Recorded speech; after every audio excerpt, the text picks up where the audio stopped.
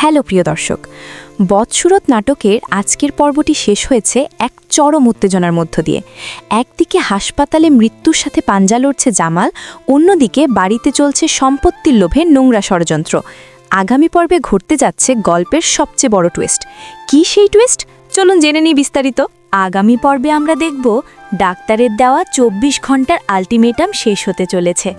স্বামী জামালের জ্ঞান ফেরানোর জন্য মায়া জায়নামাজে বসে অঝরে কাঁদতে থাকবে আল্লাহর কাছে। অন্যদিকে জামালের মা এবং মরিয়ম তাদের চূড়ান্ত প্ল্যান সাজিয়ে ফেলবে। জামালের জ্ঞান ফিরলেই তারা শুরু করবে তাদের নোংরা খেলা।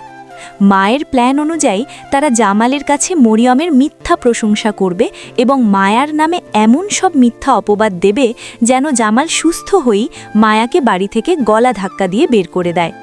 মায়া কি পারবে এই সমস্ত মিথ্যা অপবাদ আর চোরের হাত থেকে নিজেকে রক্ষা করতে?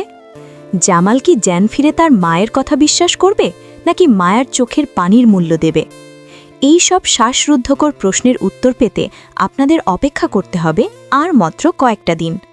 নাটকটির শেষে দেওয়া ঘোষণা অনুযায়ী এই চমৎকার নাটকের আগামী পর্বটি আপলোড করা হবে আগামী ২৪শে ফেব্রুয়ারি ঠিক দুপুর ৩টায়। তো দর্শক, আপনার কি মনে হয়, রোমান কি এবার মায়ার পক্ষে কথা বলবে, নাকি সে নিজেই সম্পত্তির জন্য নতুন কোনো চাল চালছে? চোরটাই বা কে হতে পারে? আপনাদের মূল্যবান মতামত অবশ্যই কমেন্ট করে জানিয়ে দিন। নাটকের নতুন নতুন আপডেট পেতে চ্যানেলটি সাবস্ক্রাইব করে বেল আইকনে ক্লিক করে রাখুন। দেখা হচ্ছে আগামী ভিডিওতে। ধন্যবাদ।